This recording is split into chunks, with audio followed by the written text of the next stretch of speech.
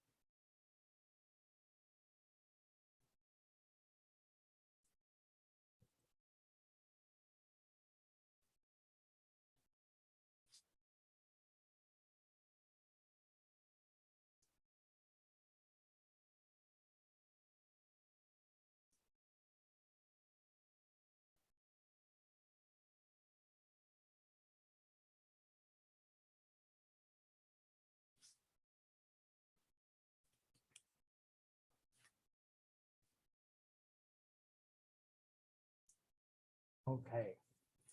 All right.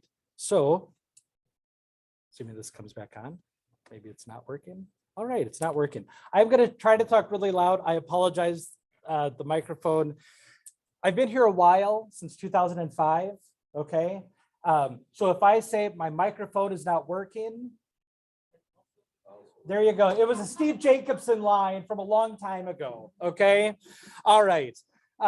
So I'm going to walk through some of the things that we see on here. Okay, so let's start here. Now, this is the parking lot. Okay, so what we've done as a congregation then, we're looking at having a main entrance. So on a Sunday morning, when you come to First Lutheran, it's clear this is where we come in. Okay, parking lot's here. So if you see, the parking lot comes right into the entrance and it's flat. From Broadway, there are stairs. Okay, so obviously there's a difference, right, as far as what, you know, the level on Broadway is and this space, but the parking lot will be basically the same level walking straight in, making it easier to come in and be part of the congregation and the church. So we're excited about that. Also, I'm excited about Jeff Olinger giving me a piggyback ride into the space like is on the picture. Okay, so what we're essentially doing here is that you can see the addition is being put in the courtyard and coming out in front of the fireside room. Okay, so we've dug out a basement, which we'll show in a minute. So we have the parking lot, we're coming in here. This is essentially where the door is outside of the church on the side door, okay? And then it goes straight over to the parking lot. And that's all new. All new, yes. Yep. All right, so there's some pictures. Now, here we see two entrances. The main Sunday entrance is the one on the right, okay? And the one on the left is the office entrance during the week. As you can see, there's a sidewalk that goes up, so it is still handicap accessible, okay? And this will be where you'll come in for the main office, which is right inside those doors. So when you first come in, Megan is right there to greet and keep an eye on who is coming in and out, okay? What we've done is we've made the fireside room an office suite. So we've moved some things around on the interior. Go. So this gives an idea of where the addition is going. Okay. So nothing is being demolished. Nothing is being demolished. The only thing being demolished, there is work that needs to be done on the chimney. It's leaking a lot and it's unusable. So if you noticed, let me go back here. Thank you for that question. That white area is there because that will be coming out in order to take out the fireplace that we have. Okay. Those of you that are online, my good friend Sarah Schucker is watching the chat. So if there are questions on there, please feel free to ask as well. Okay, so let's start in the basement. Now the red portion is the fellowship hall where nothing is going to be done. Okay, so in this space and in the kitchen, there will be no work done in it. That is in large portion to save money. Okay, now there is a plan. Eventually, we'd love to get rid of the columns and redo, especially the kitchen area and some space in here, but that is not part of the project. What is part of the project is the gray area that we have, which is just going to be a basement. There will be nothing else in there. It'll be cement walls for future use. Okay, so there may be something that our building need to expand in, and that will be that space down there. We have 2 new bathrooms in there, and then a mechanical storage area. The tiny little orange space here, what we've done is we've put an elevator in basically the middle of everything. And that elevator is going to take half floor stops, because if you notice, the fireside and that space is on one level, the basement's on another, the sanctuary is on another, the second level. And so it kind of goes up half levels. So we'll have an elevator that will get to each one of those spaces, which we're very excited about, which helps solve the accessibility issue that we have. Let's see. Okay, so on this main level, here's what we've done. So over on the left side is the parking lot, okay? The dark blue area plus the 4 little bathrooms here, that's all new, all right? So when you come in here, we have 4 individual bathrooms, handicap accessible, when you first come in. And so you'll come in, and then we have a large new narthex space, which we're very excited about, to help foster relationships, to help foster people together, okay? This is also on the left-hand side of that dark blue area is the nursery with a bathroom in it. So if there's kids in the nursery, rather than have to take all the kids to the bathroom, which is the safest, it is right there for the kids to use. Yes. Can you use the cursor to point? They can't see it Oh, pointing okay. on the Zoom. Can they see that? I think the cursor is not. Yeah. they're just Okay. in here over at the All side. right, sorry. That's a better idea anyway. So the nursery is right here. That's the nursery space. The space right here, that's storage. And then we have a kitchenette. It's not a full out kitchen, but it is a serving kitchen for coffee, cookies, if there's other meetings, but it's not a full service kitchen. Okay, so this space is all narthex, which will lead right into the sanctuary again. So you're able to come in here on one level and come into the sanctuary. All right. Now the sanctuary, just to remind everybody, the way that we're planning on fixing that is one of the benefits of putting the addition on there is they will bring the steel beams through holes in the side of the sanctuary. And the steel beams will be lifted up inside of the sanctuary, and they're going to be sandwiched around the current rafters. Okay, so when you talk about the ceiling in the sanctuary, that parts of that ceiling, if not all, will have to come down, like be taken down, but then it'll be able to be put back up similar to what it is now, because those steel beams will be lifted up instead of taking the roof off, right? It'll be able to be brought in upward. What, how tall is the narthex? Is it a 1-story? So I don't know exactly, right? It'll be more than 1 story. In the pictures, it has it about 2 stories tall is the height of the narthex. Okay, so it'll be a pretty open space. Yes. No, there will be they're not bathrooms. We honestly, so there's a couple reasons we went with individual bathrooms in that space. Well, part of it's just to make it easier and safer for people to go into the bathroom, whatever bathroom, they're all unisex, so they're able to use them, but they're not specifically family bathrooms. Right. Unisex. Okay, yes, they're unisex bathrooms. So if you're asking if there's a urinal in there as well, there is. So, well, I'm just trying to be helpful. Yes. Please. At the basement level, is there a restroom at the basement level? And how are the new basement and the fellowship hall connected? Oh. One together? Yeah, yes. So let's see, I'll come back over here.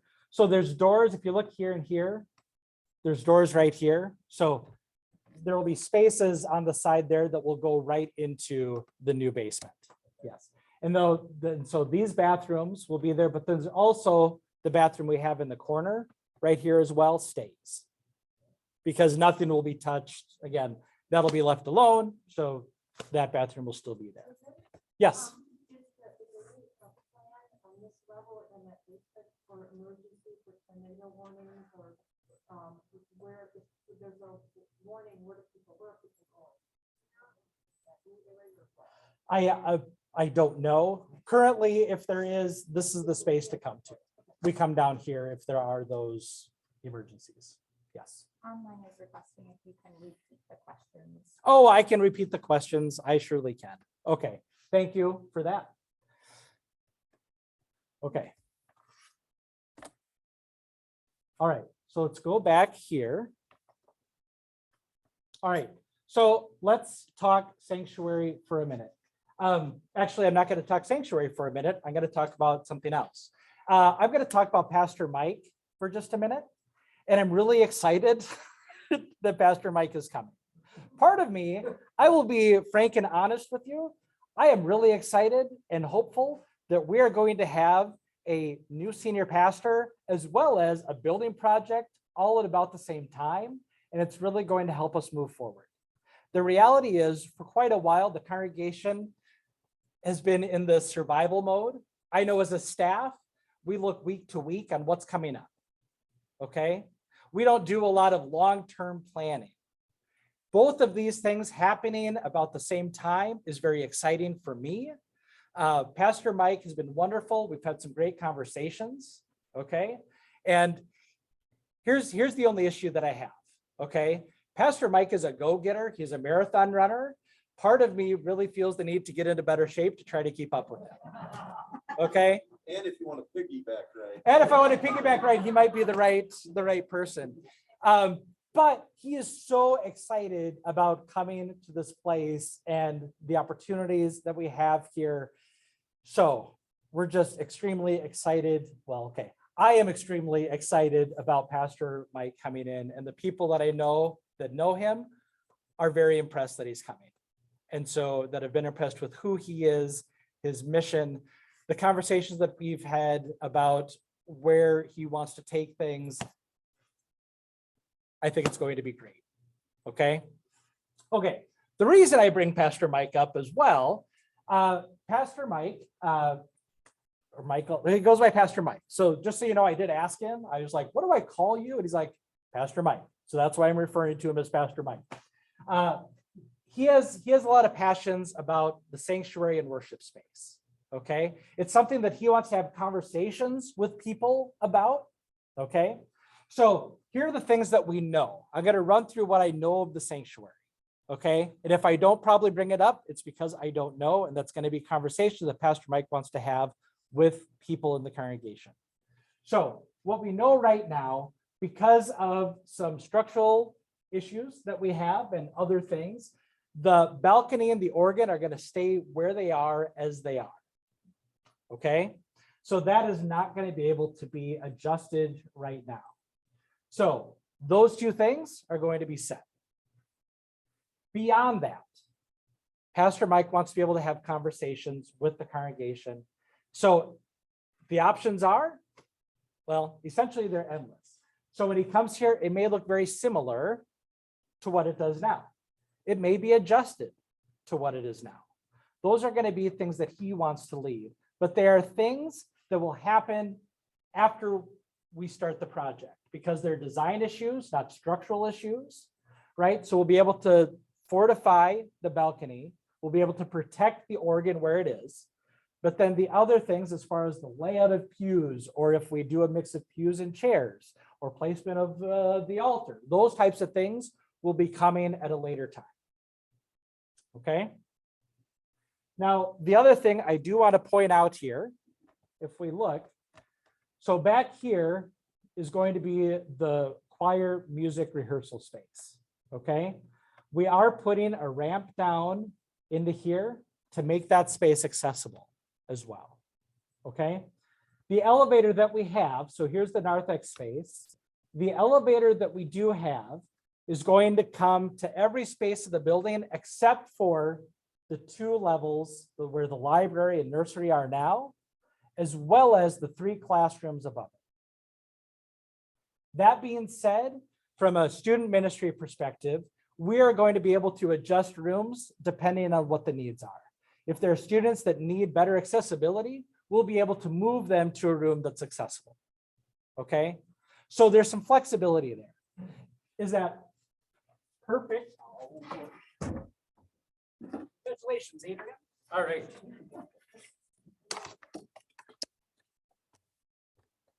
Sorry. Talk amongst yourselves for a second about. So, yeah, some idea of rotating the While sanctuary. you're running around the agenda, one other thing that's great to point out might be that the columns will be gone. Oh, thank you. So the columns, so Paul just asked about the columns and the cables. Well, he didn't ask about the cables, but I assume he was getting there and I cut him off. So the columns and the cables will all be taken out. Yes. And just a question about the accessibility of the balcony.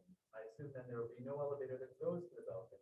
Has there been any conversation about any sort of chairlift system or something like this? Yeah, so that was the last conversation I had with John Wallenkamp, who's our architect.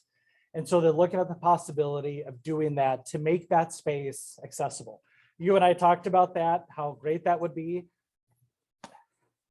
Some things we try and they don't work out quite the way. And so, yeah, so we're looking at a chair that would actually be able to be in use to make that space accessible.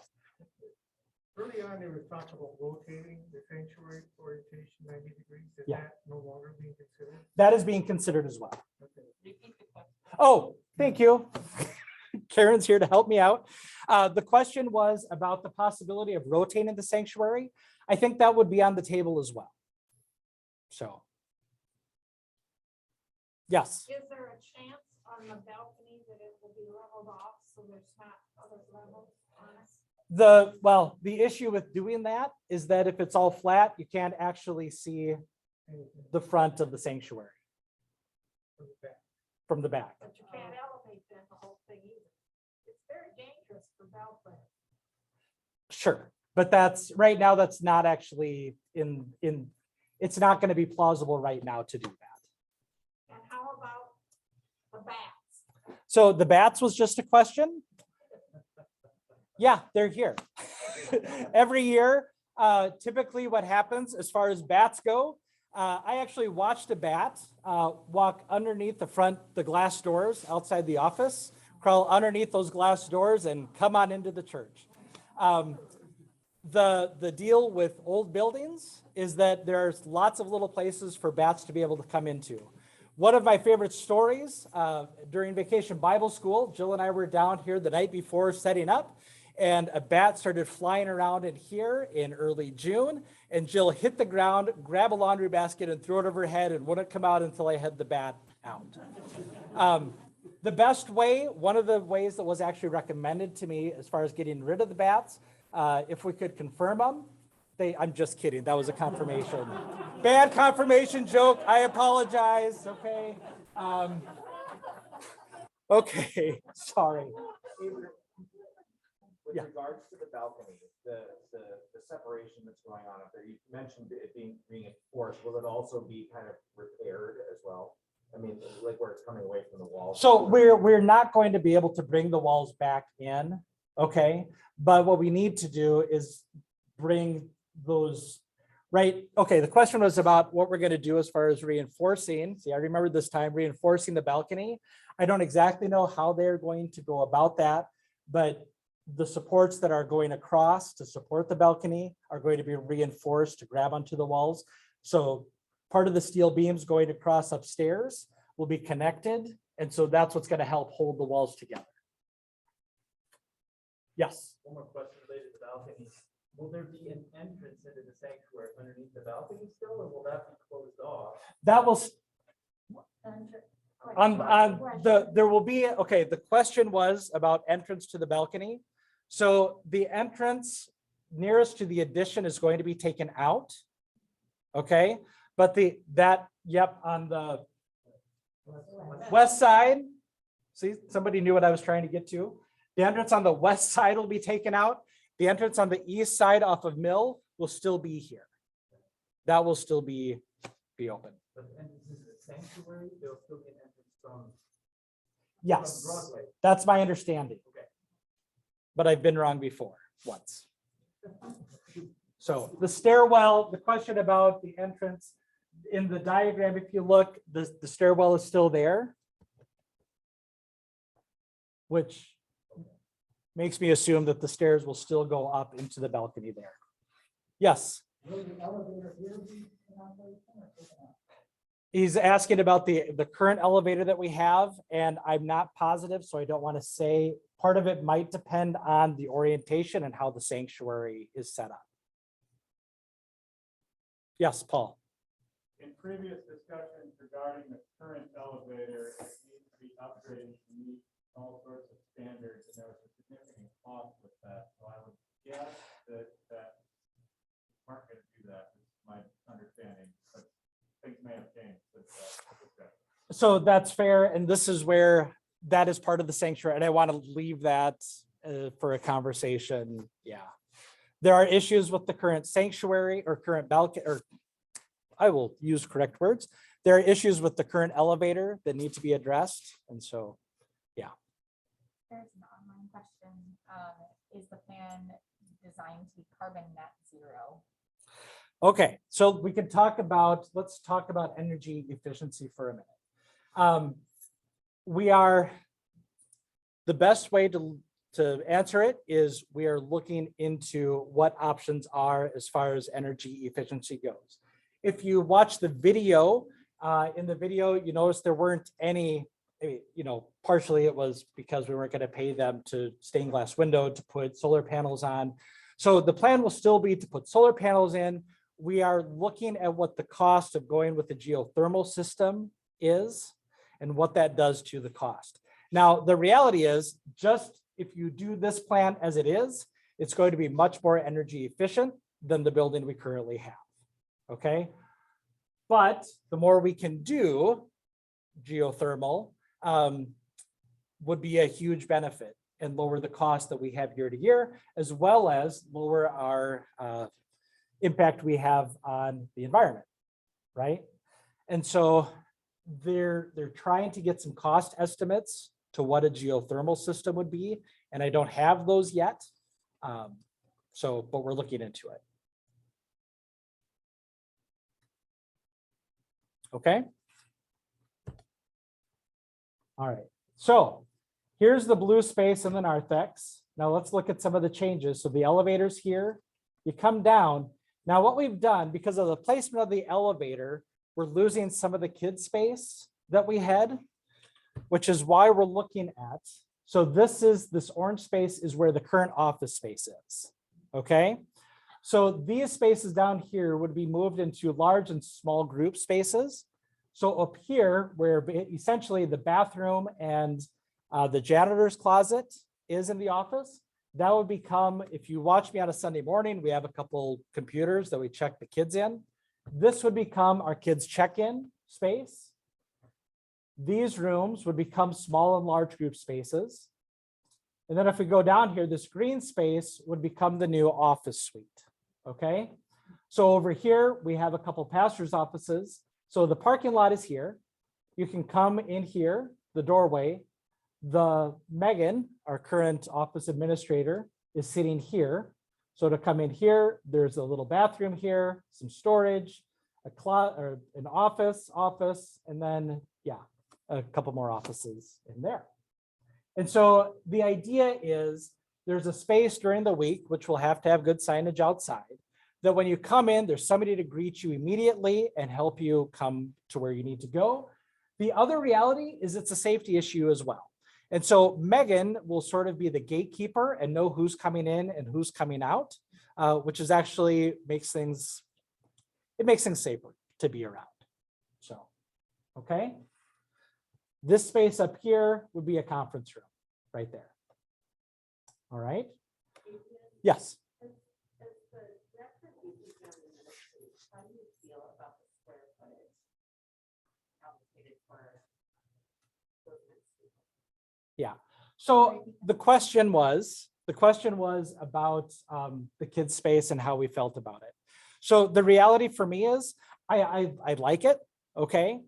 There's a couple different things.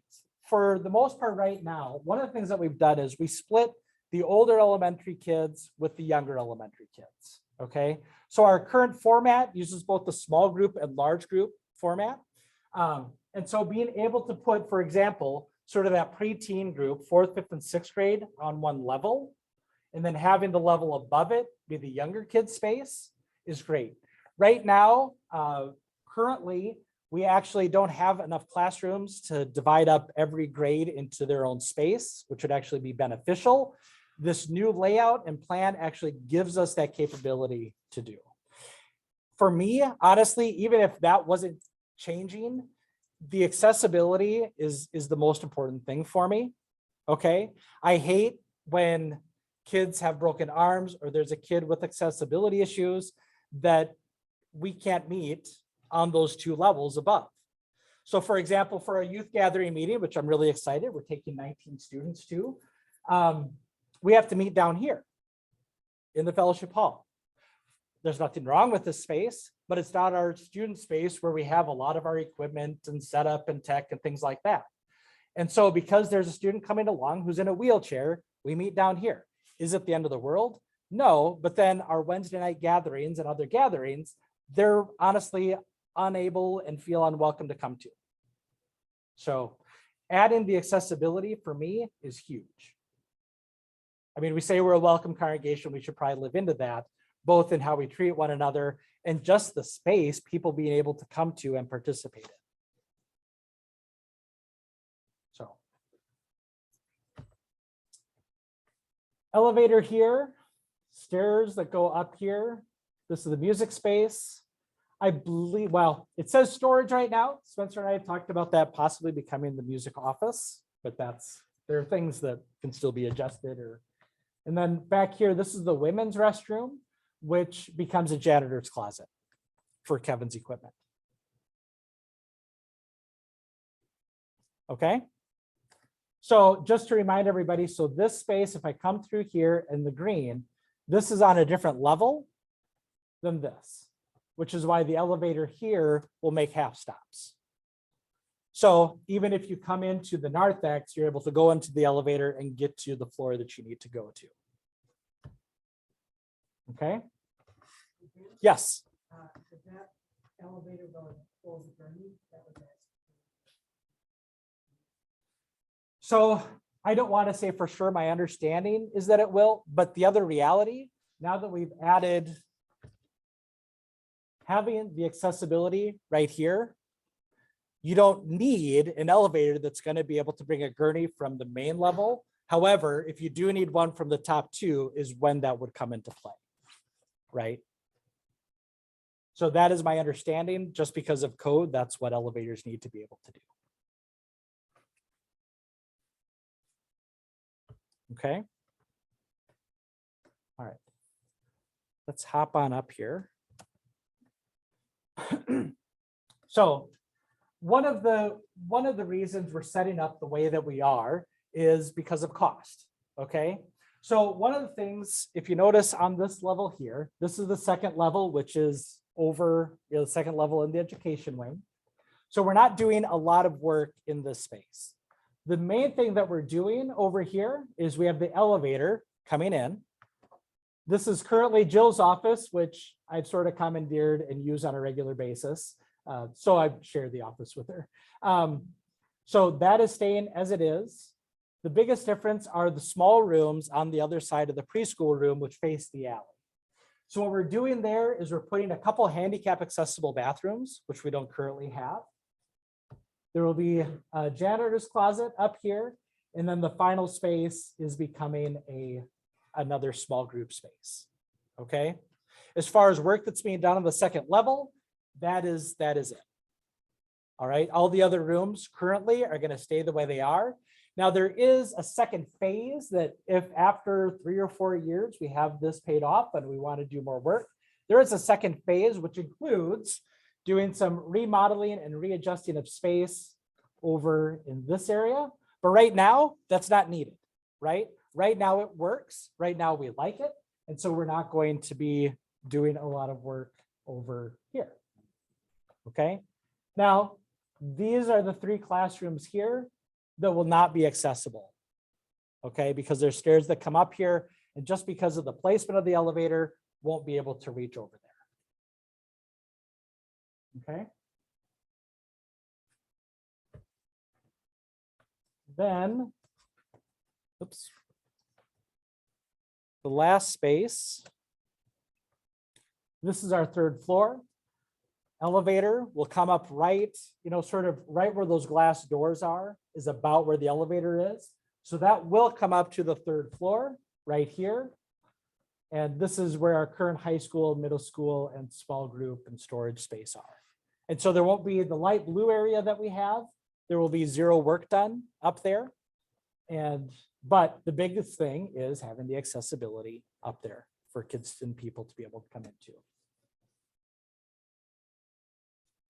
Yes, John. With those that are looking out onto the addition, they will still be looking out. I mean, the new addition will not block those windows. So the question was about the windows on the 3rd floor. So the drawing and the rendering that you saw at the beginning is conceptual. So I don't want to say for sure those windows will be able to see out or what they'll be looking into. The windows on the second floor, for example, where Jill's office is, those windows will look probably right into the narthex. So there won't be a window to the outside, but it will still be there to look inside the narthex, which still lets some light in and still, you know. Are there details such as skylights in the new addition? Is that a detail that's been discussed or that detail? Yes. Those are details yet to, yeah. Yep. I mean, obviously in this area, the light blue area, there would be no skylights over here.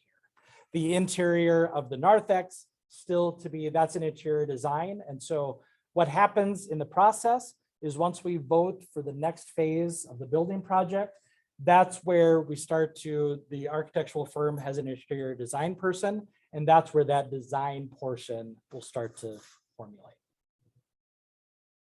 Okay. All right.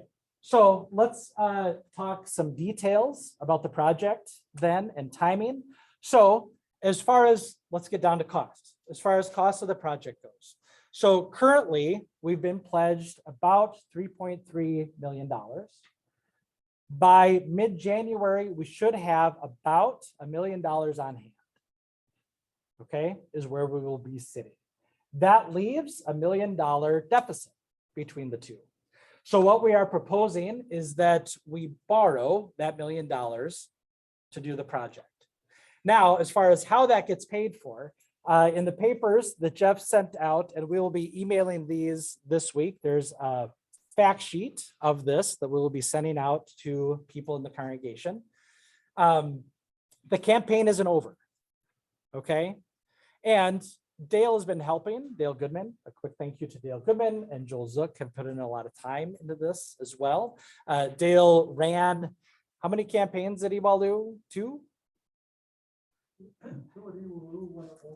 Okay, so Dale's run 3 campaigns. He's been on numerous building projects, both for churches, and he had a construction career prior to being my boss at Iwalu, actually. And so part of the conversation is this campaign is going to keep running for the next 2 to 3 years, okay? And there is going to be more money that will come in as we go along, all right? Now, $1 million is a lot. One thing to remember is that of that 4.3, over 500,000 of it is in contingency fund. And so today, if you were to build the project that we just showed you, the cost is about 3.815 million would be the cost. But you may have heard of this little thing called inflation. And so what we're going by is an inflation rate of about 12% by the time this project would start, which gives us the $4.3 million number, okay? So obviously some inflation can adjust that, but we'd rather target high than say, oh, it'll only be 6% inflation, and then it ends up being 12, and then all of a sudden we have to come back to the congregation. And so we want a realistic number that, you know, inflation could hit. So that's what we're going with as far as the total cost of the project. And so the way the loan works is when they start building, any cash on hand that we have, that's how we start paying off the project, okay? So as the builders are doing work, the architect is doing work, we dive into the cash we have on hand, and then we'll have a construction loan, right, that we will be getting, and that will help pay for the project as we're going. At the end of the construction period, that will turn into a long-term loan. Now, pledges are given in different ways. We have some people that are giving their pledges in a one, you know, here's my pledge, that's it. We have some people that will be doing it over a 3-year time period, right? And so those pledges will be used to continue to pay the project down. And at the end of those 3 years, did you want to say something, Dale? Oh, okay, sorry. And so at the end of those 3 years, then we'll continue. Now there is the question as far as a campaign on the back end of the current one. And a lot of congregations do that to pay off the loan early. And so it's a possibility. There's a lot of possibilities. I can't say exactly how that would go or what the plans are moving ahead, but the proposal right now is about $1 million loan that we would take long-term to do the project. one of the things to think about, one of the things that I'm excited about this project, it gets us to where we need to go. Okay. And when I say sort of a minimal viable product, what I mean is, what can we do that's going to get us to where we need to be, right? And still do it in a cost-effective way. And I think this project gets us what we need. Okay. It's not exactly the project that we showed everybody at the beginning of this, right? And that's okay. This is exciting stuff. If people don't get excited about that, you know, I mean, we've solved so many problems that are going to help us in our mission moving forward. Yes, sorry. Well, I understand why we got rid of the social ministry space, but is there conversation about whether the free clinic could use one of the spaces in this new facility that's used, not on a Sunday, but another? So there are lots of possibilities. Sorry, the question was about the social ministry space. Okay. So particularly the free clinic. Right now, currently the free clinic is using dividers in the carriage house. One possibility, now I personally have not had conversations with people at the free clinic. I know other people have talked to people connected to the free clinic. I think there are honestly possibilities of even using the fellowship hall as far as a free clinic goes. The reality is we have this space right now that even on Sunday mornings will not be used as much. And so this space could be divided up. We'll have new bathrooms down here. And so putting dividers up into this space still can be used for larger meals, different things like that is a definite possibility.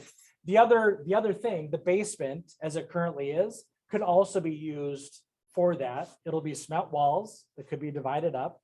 And so there are possibilities, even some of the smaller or large group spaces. But you have this store on the east side. See, I remembered which side is which. The east side that, is all on one level and easy to come into. So, yes. Are we going to have any, talking about now, being involved in the community, are we going to have any problems with the health department and the kitchen as it is now?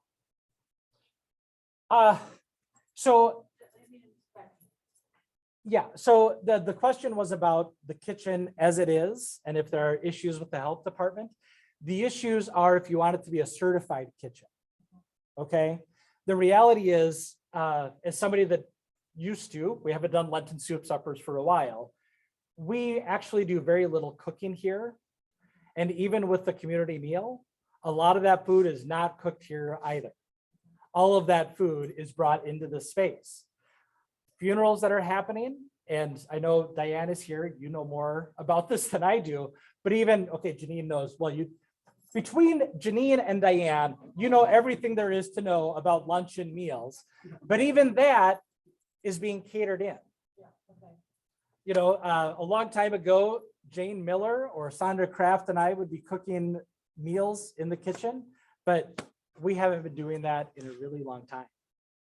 Which is why, so this space, just to talk numbers a little bit, to redo the fellowship hall and get rid of the posts, right? And redo the flooring and yada, yada. That is around $350,000 just to do this space.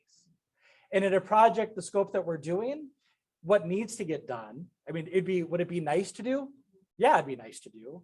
But right now, is it necessary? And is it something that we can put off? Yes. Yes, Diane. As the work is being done and building, where will we be holding services? I'm passing that to Pastor Mike. No, the question was about where we will be holding services. There have been very sort of high level conversations about where that might be. I have absolutely no idea. That will be we'll let Spencer figure that out since he's in charge of worship. Sorry, Spencer, I'm just tossing that. So ask Spencer afterwards where we should go. But yes, we will have to find a new space, and we have to have a conversation with the architect as well, as far as the timing of what projects will be worked on at what time. Now, the idea of phasing, I should bring up too, because the question was asked as well as far as, is it possible to phase this project to do one part and then the other? The reality is, because of the way we're fixing the sanctuary, and because of the way the narthex is tied to the rest of the building and the elevator, it's basically everything needs to happen at a similar time frame. And so even when we talked about costs, because people have asked, when we do the narthex first and then do another addition, the reality is we can't, because we're going to have to do the digging, fix the sanctuary, and because of the elevator, making those spaces accessible, phasing really isn't an option. You did say at council how the office space is something that could be utilized during the project. Yes. So some of that we will be able to utilize, but Yeah. the space where we worship is the. Yeah. Yes, Peter. How long will the construction take? Okay, so let's talk timeline. We'll talk timeline as a whole. So here's what we're proposing. The council met and voted to essentially in support of this project and to show it to the congregation. Okay, so the next step in this process would be at the next council meeting. We'll have 2 more of these available for people to come and have conversations about the project. So at the next council meeting, then the council would vote to say, we want the congregation to vote on a project with this much of a loan. Okay, at that point in time, we would send it to the congregation for a January 30th vote. Okay, an official vote to move forward with the project. At that point in time is when we sign a new contract with CUNY, all right, who have been our architects. Just as a quick side note, I really like working with those guys a lot. They've been super helpful, and I want to be careful and say, well, they're cheap. That's not what I mean. But so far, that initial contract we signed with them to do all this work is around $3,500. And that's all we've paid them. Okay. And John still takes my calls or texts, which is quite impressive. And I'm grateful. I have some people here at the church that don't do that anymore. So, we're actually, CUNY has been wonderful to work with. They adjust things as we ask or as we need. And so we'll sign a new contract with them. Part of their fee is in that 4.3 million. It's a fee of around 6.5%, which is pretty normal for architects to get. At that point in time, they will start working on construction documents and doing some testing. There's testing that needs to be done before digging, that type of thing. So as soon as they're able to start, so as soon as construction starts, it's between sort of a year to a year and a half is kind of the time frame we're looking at to do the project from start to finish. So. So further, with regard to getting the bids out for construction, when is kind of a target date for that? So the way the process works, we will engage John and sign a contract with him. John then will help us start interviewing and getting RFPs from general contractors. And so I don't want to say for sure when that would start. That's something I don't know. But the next big step, as soon as we sign that, is getting the general contractor on board. And so we've been he has some names and we've been giving him some names of local, meaning within sort of Waterloo, La Crosse, Rochester, sort of a circle in there of general contractors. So, and that's when then the general contractor, then my understanding is the one that does a lot of the bidding. And so talking to Pastor Mike, nobody asked what I've talked to Pastor Mike about because I'm just making up stuff at this. No, I'm just kidding. So the conversation with Pastor Mike then is that we set up a group. One of the wonderful things about him is that he's been through this process before. He's very excited about this project. He worked with Kairos, who we've been working with. He just finished up a project at his church. And so one of the things that we've been talking about is we'll have a committee of people put together during the construction period that will meet regularly to make decisions about that type of thing. And that's where there will be a committee as far as, things like we've talked about as far as, okay, where are the outlets going to go and how many outlets and that type of thing, that group will be making decisions of as we go. And so when the general contractors or people have questions, that's the committee that sort of pivots and helps do that. So they will be meeting sometimes on a weekly basis, you know, depending on what all is happening with the architect and general contractor. It's really nice that Pastor Mike has been through this. When I had the conversation with him, he was thinking of things that, you know, things like that. And anyway, he's going to be great. I'm really excited. Yes, Jeff. Hasn't come up yet, but I'm sure it will. And that's the prospect and the appetite to take on some debt at this stage of the game.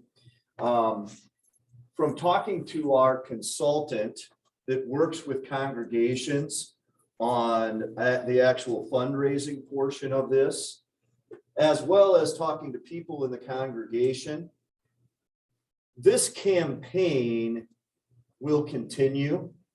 And we know there's more capacity for gifts out there than where we are right now. Some people want a better idea of what this is going to look like. Some people are going to get excited when they start to see some of this stuff and some of the ministry that is going to happen in here. Some people are waiting to you know, have our new leadership provide kind of confirmation and cheerleading and things as well. So we really feel very comfortable about having some strategic, well thought out appetite for debt to make this thing possible, and not to scale it back so much that we haven't addressed the priorities. So that is a kind of behind the scenes feel that we are getting from our you know, our consultant that's helping us with that, and a lot of the people that have kind of been involved.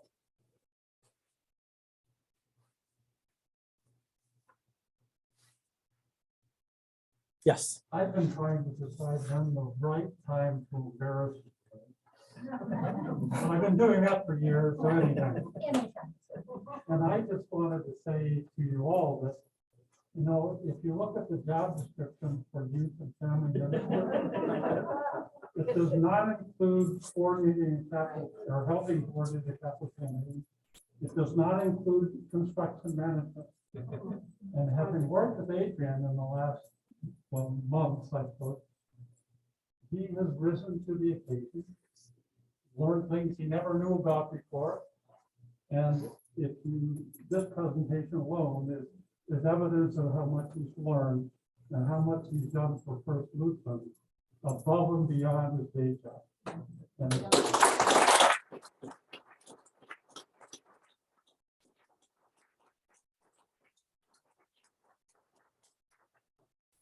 are you embarrassed?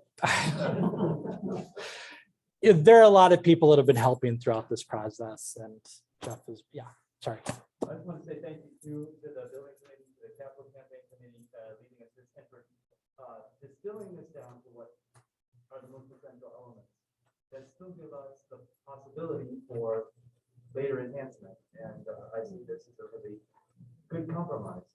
So thank you. I just want to also, what we saw at the beginning, what people were wanting, and questions that we had. I think that you guys have done is really quite wonderful. Like, you know, not getting everything you wanted, but you're getting what, you know, it's like, you don't get what you want, but sometimes growing stones say it. Sometimes you can't get what you want, and sometimes you get what you need. Yeah. I'm really happy you're not moving the board down.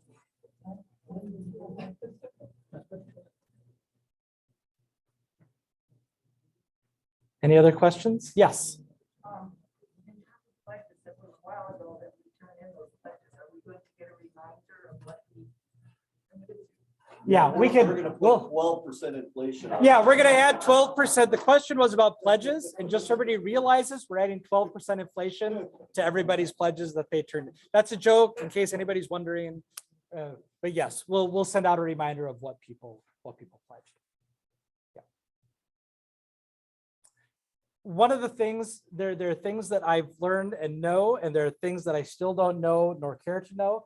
If there are questions you might have about asset giving or end of the year gifts or anything like that, I would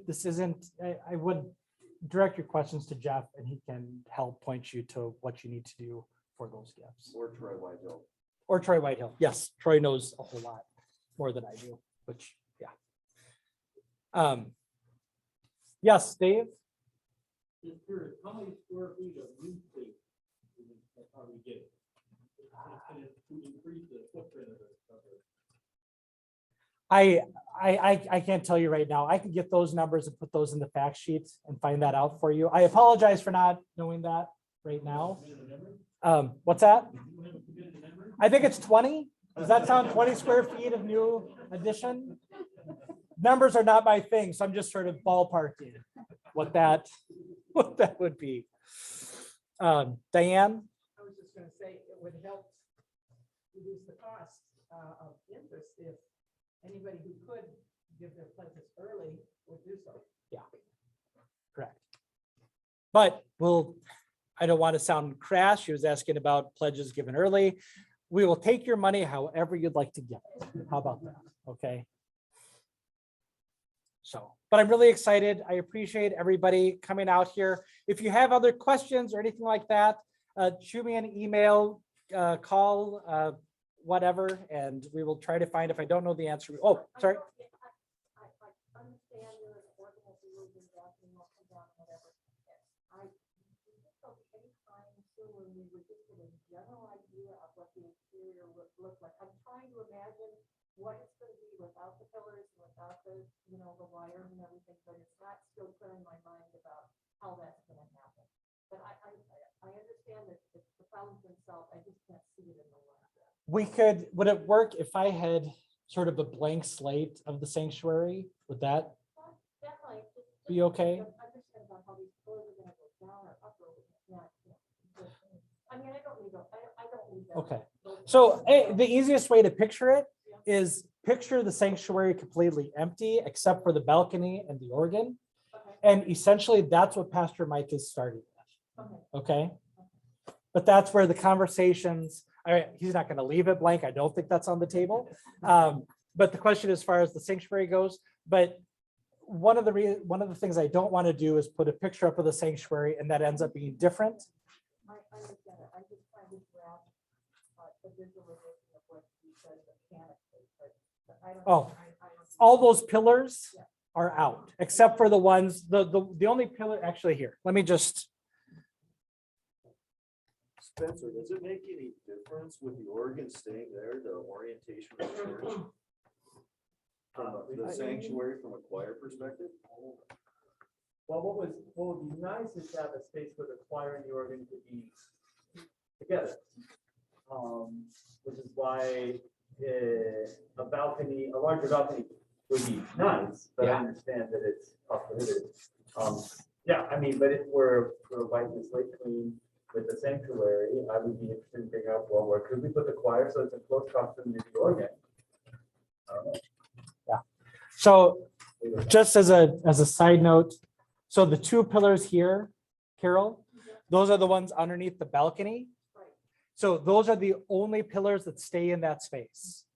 Everything else is, all the other pillars and cables are all gone from inside it.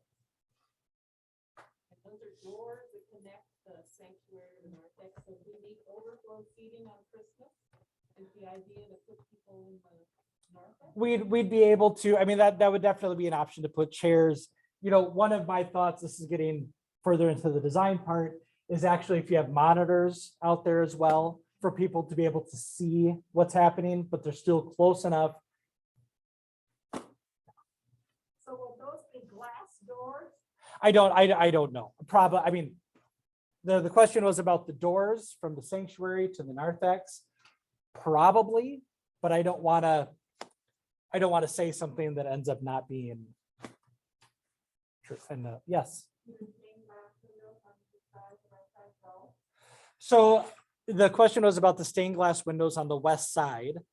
I don't know at this point in time. Some of them are going to have to, at least a portion for sure will have to go.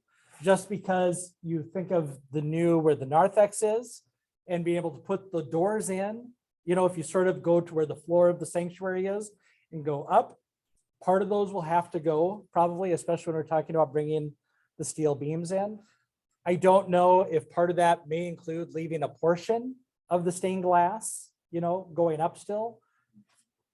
I don't want to answer that right now because that's one of the, yeah.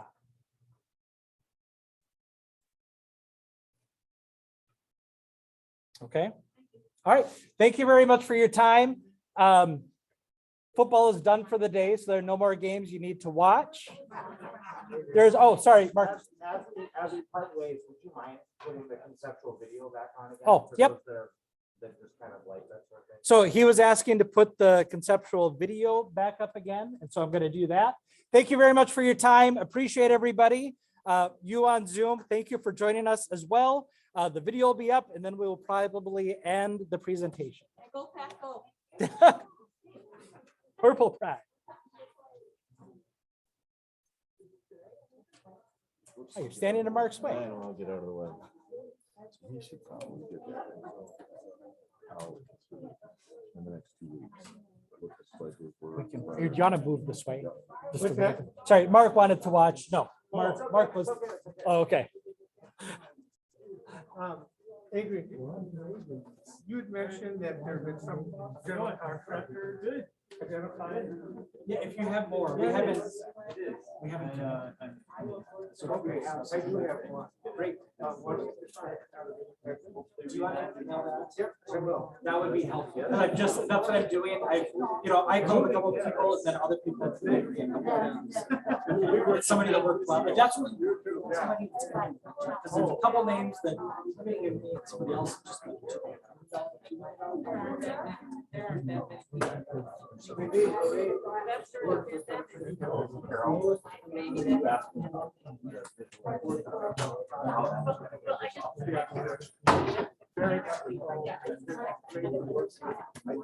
What I understood. Yeah, I'll send that. The other question I have is just regarding. So give me a second. I'm gonna actually. So that is end the Zoom here. The new wall. Yeah. That's why I asked to see it again. I was like,